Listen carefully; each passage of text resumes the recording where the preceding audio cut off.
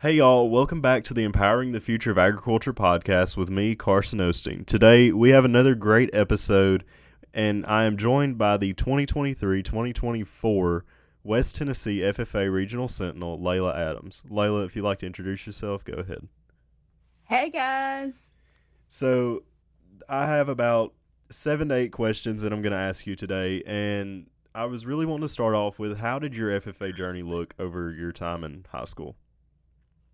So, my FFA journey throughout high school was definitely a roller coaster.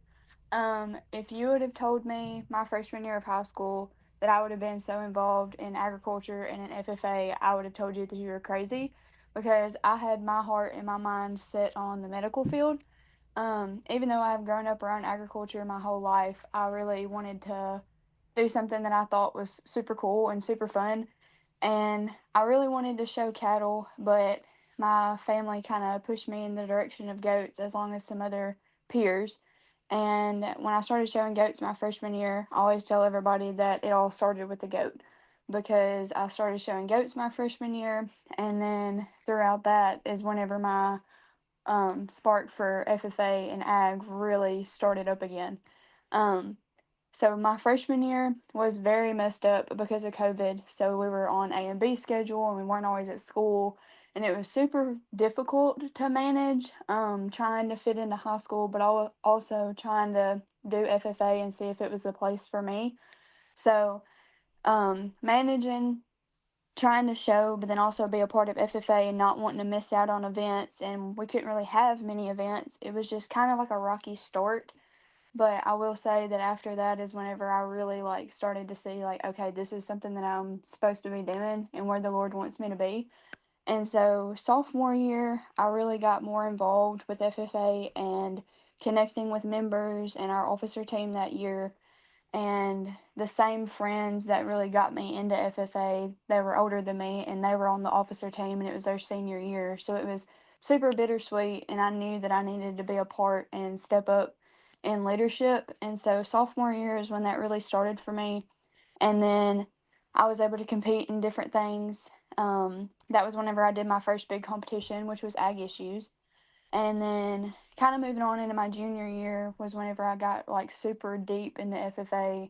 I wanted to do like all the events and all the competitions and I just had to kind of pick and choose, and I was so involved in my high school career with other things too, but FFA was always at the top of my list. And I was able to do more competitions my junior year as well as serve as our chapter secretary. And serving on that first team and going to FFA camp for the first time and just having a lot of first my junior year was super encouraging for me because, like I said, as I started getting into my high school career with FFA, I started really seeing where the Lord was taking me within FFA and the organization. And then senior year, I always say senior year I didn't come out with the best wins, but in my mind and in what the Lord's wanting me to do, I did have wins. Um, so I may not have won every competition and I may not have won proficiencies, but I did win because I made so many different friendships and connections, and I really figured out where the Lord wants me to be in my life. And He really opened a lot of doors for me that not a lot of people get to have, and that I certainly thought that I wouldn't have my freshman year of high school. And so, yeah, my FFA journey has been so crazy, so fun, so empowering over the last 4 years. And so, I definitely will say that it's been a roller coaster. Oh, definitely. It sounds like it was definitely one of them. Of course, having that whole 1 year pretty much cut in half because of a worldwide pandemic couldn't have been fun at all. I really couldn't imagine having to go through that. Um, No. so I know you mentioned in or at the beginning of talking about your journey that you were connected to agriculture like growing up. Could you maybe expand on that a little bit? Yeah, so my family owns a generational farm that started in 2003. So we have Adams Farms where we do row crop of soybeans, corn, and wheat. And so pretty much I was born into our family farm and I've always had a passion for farming and for agriculture. My dad, he rodeoed and showed cattle throughout high school. We had hogs. horses, anything. I mean, it was just my whole that side of the family and my mom's side, everybody is just agriculture and equine. So I really was connected to agriculture from the first time that I came home from the hospital because I was right on the farm. And growing up, I always wanted to be on the combine and the tractor. I wanted to be helping. Um, I've just always had a connection to agriculture through that way, and that was something that has always been a part of my life. And then over the years, elementary school, middle school, being a part of 4-H, that was something that really empowered me. And then getting to follow into my dad and my grandfather and great grandfathers and aunts and uncles and everybody else's, especially my dad's footsteps and being in FFA, and he was the sentinel for his chapter, and I got to be sentinel for the Western region. So it was very sentimental my senior year because I had worked so hard and I had just followed in those footsteps and continued to be connected into agriculture and the industry, but then also on my family's farm and keeping the generation alive. Yeah, so you mentioned, you served last year for our region as the Sentinel. Would you want to maybe walk us through that your year of service and like what you took from that, and maybe what your favorite memory was from that year? Of course. Um, so my regional officer year was not necessarily like everybody else's. Starting out at least. So in let's see, around March, our chapter, which I'm from Dyer County, so our chapter kind of sees who wants to run for region office, and then we have like a runoff. And so we had a runoff, and I got chosen and selected to be our region officer candidate. And I was super excited. I was um, doing practice interviews, practice tests. I was literally my whole heart and soul was into region office, and I was so excited and just ready. And I was so passionate about it, and I was like so excited. And so the night for region interviews came, and I was so excited, and literally right before I went in the room I almost threw up. Like, no joke. I was shaking, and sweet Autumn Smith, I love her to death. She was like, "You're gonna be okay." And I was like, "No, I'm not." And I was like, "I don't know what to do."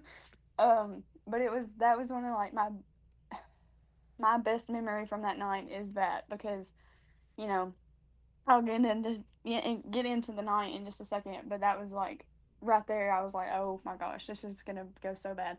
Um, but I interviewed and I was so confident. I had so much fun. I got so much good feedback from the judges, like just right then, like they were, oh my gosh, and I am known, and I'll probably get this way in this podcast in a little bit.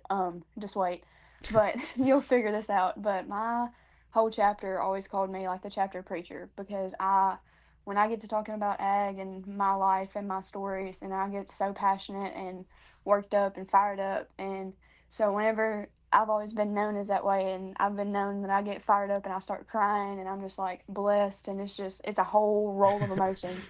And so I can never talk in front of a big group of people about FFA because I get fired up and I'm like, we are blessed and we are this and that. And I'm just like boo hooing. And I'm like, I'm so sorry, but y'all need to know how passionate I am about this. But I remember that um, one of the questions that they'd asked me was what I thought the biggest issue in agriculture was, and I just fired off, and I was like, not many people know about it. We need to get out there, and I was just so, fired up, and I was like, I walked out, and I was like, boom, I was like, that was one of my best interviews, like. I was so excited, and I'm pretty sure that I had interviews like first or second, so I was like having an anxiety attack the rest of the night because I was like, oh my gosh, I have to wait now until results. And nursery landscape takes so long. So I was like, oh my gosh. Um, but this is like a side bit. But I will say to anybody, which you know this, and I'll talk about you in a second. But you know, the best thing to do if you're running for anything, chapter office, region office, state office, anything, like talk to the people that are running with you because that was what helped me calm down. But also, like, those friendships and connections that I made during that night were some of the best ones. Like, sweet little Sarah Downland from Bradford. Um, she was so encouraging and so sweet, and I met her that night of region interviews, and she didn't get it. And whenever I went to church camp in July at Union for Fuge, she was there. And it was just such a good circle moment because FFA is such a big organization that you meet so many people, but you don't just have to keep it into FFA. It can be church, it can be, seeing each other in the Walmart, like school. Like, it's just, there's so many different places that you can see people, and you can be like, oh my gosh, hey, that's so and so, and I went to school with them and I did FFA, or I met them at a convention or a competition. Because one day those people that we, were in school with in ag, or we met at a convention or at nationals, like, you can remember them, and one day they could be doing something big. And so it was just a really good circle moment. But so I was trying to keep myself calm that night, and I remember right when names got called, mine didn't. And I was crushed. That was one of my biggest heartbreaks in FFA. Um, you know, Anybody that knows anything about FFA, when you're competing, especially with the team, and you and your team like lose, um, that feeling, everybody's feeling it. Everybody's feeling sad, everybody's feeling down, and um, everybody is feeling a piece of that sadness. And so, not necessarily that it's better, like you just lost, you're upset, you worked hard, but everybody is feeling that sadness. So, you don't have the weight. But when I lost region, it was just me. It was all of the weight of sadness on me, and that heartbreak, and that feeling like it was my fault. And so I remember when my name didn't get called, I was just like crushed. I started crying. My advisors just were holding me like, you're okay. And I remember I got in the truck to go home, or to go, we were leaving, and I was like boo-hooing, and I was like, I wasn't, I was upset at myself, but I was more upset at the fact that, like, we had had regional officers from Dyer County for like the past 7 years. Some of those years weren't consecutively, but most of them, it was like every year, every other year for 7 years, we had had a regional officer candidate. And I was going to be the eighth one, and it fell, and I wasn't. And I just feel like I had let our chapter down, our chapter name, like everything that we'd stood for, like just all these different things. I just felt like it was my fault. And it wasn't the best night, but I had gotten back to the barn and where we had our meeting spot, and got in my vehicle and was driving home, and The Father's House by Corey Asbury came on, and it was talking about how this isn't the end of my story. Failure doesn't define me. That's what my father does. And so it was just a super like God moment that he was like, just wait. Like, I have a plan for you, and this does not define you in no way. And I just, I cried on the way home. I got home, and I was just like, it's going to be fine. Um, and about, which last year, um, in April, it was like the very first week of April was region interviews, and then like the very last week of April was banquet. So it was a pretty good gap. But this year it wasn't. Um, but I was like, okay, you know, it was a pretty good gap. We had made it through region banquet, and then our chapter banquet was the first week of May, and I had been named chapter president. So I was on a, I was like, okay, Lord, like this is, I see this is where you needed me, and I was content. I was that what I worked hard for, and I was excited. And so then a couple weeks later, I get a text from my advisors, and they were like, "Hey, come see us." And so I was like, "Oh my gosh, like what is this about?" I was like, "Am I getting fired already?" And so I was like, "Oh my gosh, okay." And no thought ever crossed my mind about region. And I get in there, and this just happened to be the day that sweet Miss Brittany Leatherland, our old ag teacher, she's at Gibson County now. had just told us that morning that she was going to be leaving because she had accepted Gibson County's job. So it was a sad day, you know.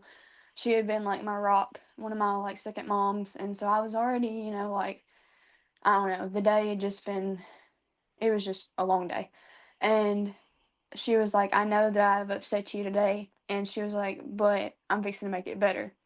And she said, Josh Easton called and said that there's an opening on the region team. And you were the seventh one. And they want to pull you on the team. And so in that moment, I just bawled. I was like, like, in that moment, God was like, I told you. Like, you needed to wait. And I was so excited and I was like ready and I was like, okay. So, um, that's kind of how my year started. Um, it was, you know, it was different, but I knew that God needed it to be different and He had different plans. So, um, but we had a really good year. I would talk forever about our year, but I'll kind of hit some of the high points.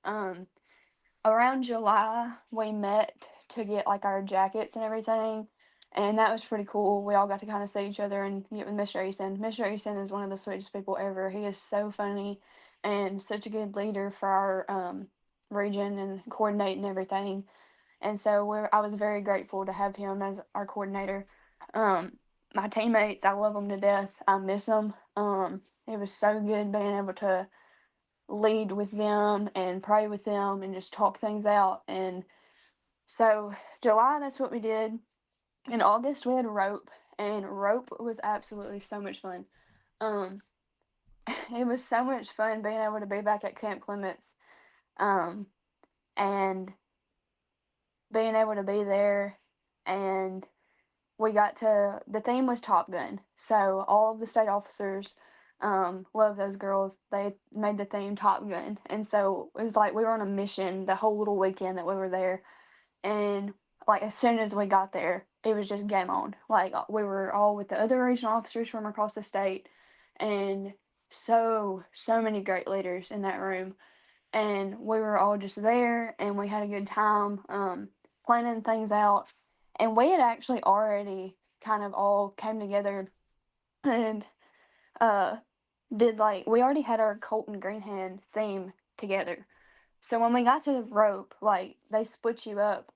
Um, Different state officers go with each of the regions and we kind of talk through Colton Greenhand. And we'd already like had our theme. We were like rolling. And so it was just so much fun to be able to put everything together, all of us together and with the state officers and with Mr. Eason. And then they took us out on the softball field like late that Friday night. And it was so much fun because we were like shooting each other with water guns on the softball field and like up so late and just having so much fun. We were all so tired, but it was just such a fun night to all be together. So rope was absolutely fun. After that was state hand breakfast, and we got to go help out with that. And then September was like show season, so we were like seeing each other at shows. October, we did Colton Greenhand, and that was so much fun. I absolutely loved helping lead that. There were so many amazing kids there, and um, just being able to have different kids in my groups come through that I could tell that they were on the verge of wanting to be an FFA, but they weren't sure. And then so many kids were just like in their shells, but then as the day went on, they just came out of their shells, and it was just such a great time. And I really enjoyed that. And then, um, let's see, what was after that? National convention was after that, so we all kind of did different things there. And then November, we had, I think there were some things in November, I can't really remember. December, we helped out a lot with like competitions. We all try to break up and go to like different competitions. That way we can help Mr. Eason out. And I was able to help out in Dyersburg with the Parley and CCM, and so that was super fun. And we had a Christmas party and got like all dressed up in like Christmas stuff. And January we helped out with ag issues, and then February was legislative breakfast, and me and BA got to take over one of those days. and kind of meet with some different people that day. I absolutely love legislative breakfast. It's just a fun time for me because I get to meet so many different people. March was state convention, and we had our last little get together before, and we cheered each other on at state convention and got to watch Sarah, and that was such a cool accomplishment for her.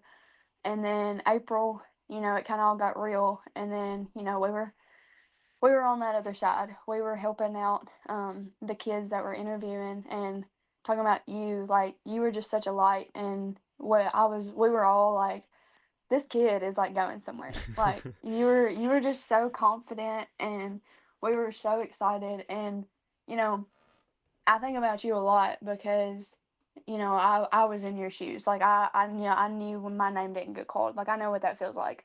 Um, but you have another year to try, and I believe that you can do it. You're already putting yourself out there so much and being, you know, a leader and empowering ag.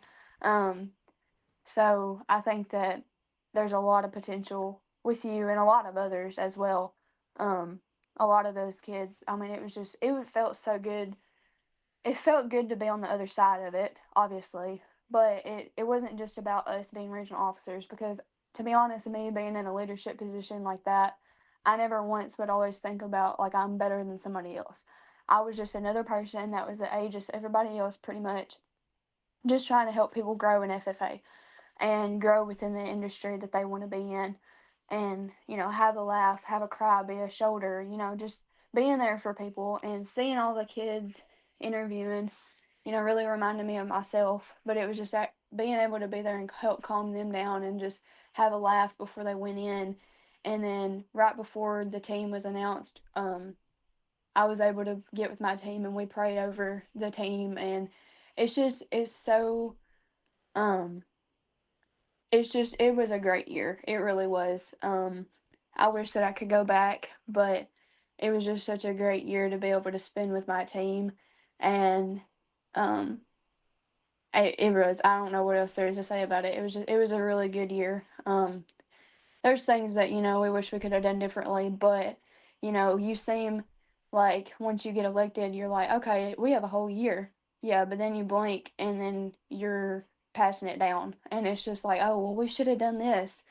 It's so much. And then, you've got school and you've got your own chapter. And so it's just very, very fast. And so many memories get to be made with being on the region team. So it was a great experience. Yeah, I can definitely vouch for the the whole feeling that you get, and just hearing all six names, and of course you're cheering them on at the same time, and the face you got to put on is kind of hard sometimes. But so you talked about your regional officer year. Could you maybe talk about what like your favorite like maybe competition was throughout your time in FFA? So my favorite competition with FFA would probably be ag issues. I did ag issues my sophomore year, and we made it third in the state. And then I did it my junior year, and we were first in the state. We won, and then we went to nationals and competed, and we were top 16 in the nation. So that was such a cool moment for me, because I never went that far with the competition. And like I said, I love to get fired up and talk to people and preach and just literally just, I mean, preach the name of Jesus and ag at the same time. And so, ag issues was something for me because I got to get fired up about a topic that's a problem in ag. I got to, talk about stuff like that and share opinion, and which is not an opinionated um competition, but like in my head I'm like fired up about what my character is. And so that was one of my favorite competitions. I also did CCM my freshman year, but it was messed up and it was virtual, so that was a mess. Um, um, I did vet science one year, that was pretty good, and I did food science my senior year, and that was super fun. That is one thing that I wish that I could go back. I couldn't do food science my junior year because it was the same time as ag issues. So that was okay. But I wish that I would have had more time to do food science because that was so fun to me. That's one of my like favorite fun competitions in. um, in FFA. So that's what I'd say my favorite competition is. It's probably ag issues.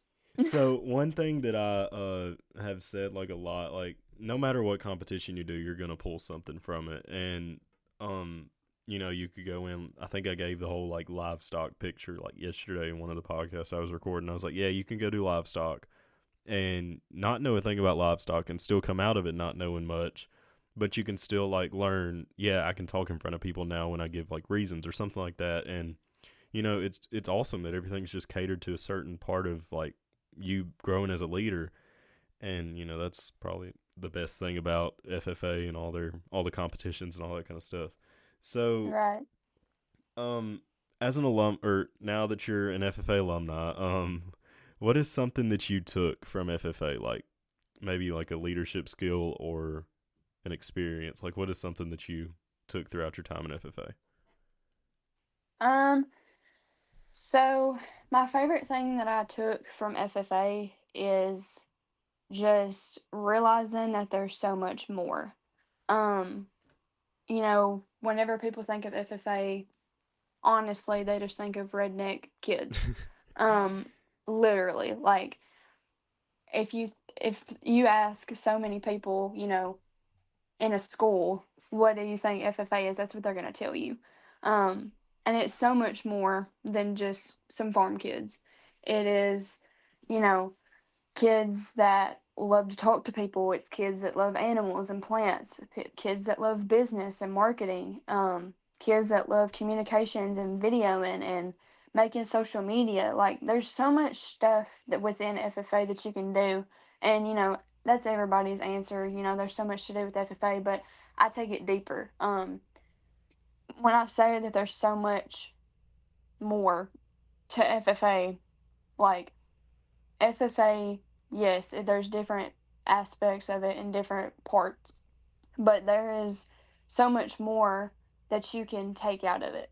Um, so like I said, my freshman year, I never would have thought that I would be where I am today, and the people that I've got to meet. So that's like, you know, there's so much more to FFA because when you look at FFA, you just see those things and those stereotypes, but you know, you see future leaders, you see legislators, you see business women and men, and you see um, farmers, and you see, people that go into like ag medicine, like ag law, like you see different people that can do different things, and you find out what's best for you. But there's so much more to FFA because you get to learn and get to meet so many people. Um, if you would have told me my freshman year, Layla, you're gonna be able to meet with the governor and Eric Mayberry and Jeff Akins and all of these different people that are within our state and even further than that. I would have been like, no, I'm not. Like, I'm not ever gonna get to be a part of anything like that, but I was. And so, and that's the biggest thing too is that it doesn't just stop whenever you graduate. Um, my freshman and sophomore year, I was involved in FFA, but my junior and senior year was whenever I really like dug in, was an officer, served the region, tried to do as many competitions as I could, went to as many events as I could, tried to get as much in because I knew that it wasn't going to last very long, but I knew that it was going to make an impact on my life, and it has. For instance, my senior year, I wanted to do work based learning, and I didn't have a job at the time, so I was just finding somewhere that I could job shadow and intern. And so I picked Farm Bureau. So I've been working for Farm Bureau, and then come December, whenever I was supposed to leave because I was done for the semester, I got offered a job. And so I've been working for Farm Bureau for the past year. So that's opened an opportunity for me. Um, our um, our representative, Rusty Grills, he's been a great friend of my dad's ever since they were kids, and known him for a long time. Good man, good Christian man, good leader. And I've been able to, not just through my dad and just knowing him since I was a kid, but I've been able to meet with him more, talk legislative stuff, talk stuff that's going to affect agriculture in our state. Um, he's opened me up the opportunity. I met with the governor. Like, there's so many different things that FFA is. And so, as an alumni, I can't really pick my favorite thing that I took from FFA. I took, you know, I took all of the memories and I took all of um the knowledge and the skills that I gained. But FFA really has put a lot into me. It wasn't just me being able to talk to people through competitions and through going to interviews or places like that. It was just you get to meet so many different people throughout the state, whether it's members, advisors, people that work for companies. It truly is one of the biggest organizations that help open you up into your career. It's just like with anything else, like HOSA, FCCLA, anything like that. You're going to get to meet a lot of different people that are big deal people and that are going to make an impact on your life. But I believe that FFA, like, if you're wanting to go into that path, there's so many different paths that you can take, but it opens you up as a person and as an individual. And so I've really taken a lot from FFA of how it's really impacted my life. Because when I think about it, I wouldn't really be who I am today without it. I wouldn't have the knowledge that I do. I wouldn't have met the people that I met and worked the job that I work now. Like, it's just, and I'm not even in college yet. And there's so much that I've gotten to do over the past year that I would have laughed at you if you told me I was going to be, because I would have thought you were lying. And that's just, I think there's so much joy and so much gratefulness and how blessed we are to be able to have an organization that we do that leads us in the directions that we want to be in and helps us. And, you know, if you want to meet with this person and talk to them, somebody knows the people to talk to get them to you. And, you know, if you want to do this and that, like, you have the opportunities and you have the courage and the strength and the support systems to get you there. And so I think that, you know, I've taken a lot from FFA, but the most thing is that there's so much more from it. So, and Yeah, I truly believe that. yeah. So there's one question that I really like to leave off like almost every single podcast with. So of course, every single person has a different like piece of advice that they would give to somebody. But what would your piece of advice be to an FFA member that wants to step out of their comfort zone and like do more in FFA? So, my piece of advice would um prayer. I know that whenever I was really stuck in a decision this past year for FFA because I wasn't really sure if it was going to be something that I was going to want to be able to, if I wasn't really sure if it was going to be something that was going to benefit me. It was kind of one of those things where I just really wanted to do it just to say that I did it, but I really didn't know if it was going to benefit me at all. And so, whenever I have to make those decisions and step out of my comfort zone and see, hey, is this going to be something that's going to benefit me? I really just pray about it. And, you know, I believe heavily in praying and asking for um, specific answers because He's going to answer our prayers. He is. But we have to pray specifically. And He will answer them specifically. And so, most of the time. And I always pray, you know, show me if this is what you need me to do and help me with it. And so that's the biggest advice that I would give is to just pray about it and see if it's something that He wants you to do. And if you know that, like, if you feel it on your heart that you really want to do it and it's like a community thing or that you need to do it, then He will make a way and He will help it be possible for you. And if you're not a prayer person, then if you feel that it's right and you know that it's going to help you in the end and you have support with it, then just do it.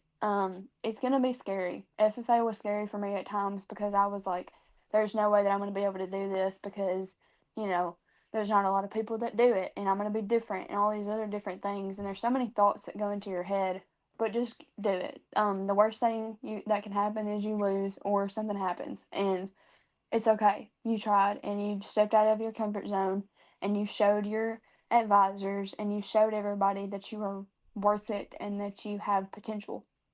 And so that's definitely the advice that I would give, is to just pray about it and see if it's going to be something for you and see what the Lord has for you in store. Yeah, definitely. I wholeheartedly agree with praying about everything. That's something that I really found, like something that I can honestly just go to if like bomb a competition. I'm like, yeah, I'm gonna pray about it, see, what the Lord's plan is with everything. And, that's just something that like a lot of people tend to do with some stuff. And yeah. So I've enjoyed having you on the podcast today. Is there any like closing remarks that you'd like to give? Um, I don't really think so, other than, you know, FFA isn't for everybody. It accepts everybody. But if you don't feel like it's a place for you, then that's okay. But we're gonna try to. Everybody's gonna try to help you with it as much as they can. It's gonna be, you know, it's great that we have a generation that we do now with social media and with encouragement, because agriculture has changed, and especially the industry of trying to outreach and with FFA. And so I think that we have some great leaders and we have great people across our nation and our state and even in our communities, and people like you who are trying to share um, the joy of agriculture and making it be what it is supposed to be, a place for hope and love and joy and just the blessings that we have, that he has given us, and we get to use them throughout agriculture. So I think that everyone should try FFA, just to see if it's something that they enjoy, because it's not just you're going to grow up and be a farmer. You can grow up and you can change the world. Yeah, so of course, thank you for being on the podcast today. I definitely enjoyed talking to you and hearing about your experience over the years. So that is all that I have for this episode, y'all. So I will be back next Monday with another episode. And until then, thank y'all for listening, and bye.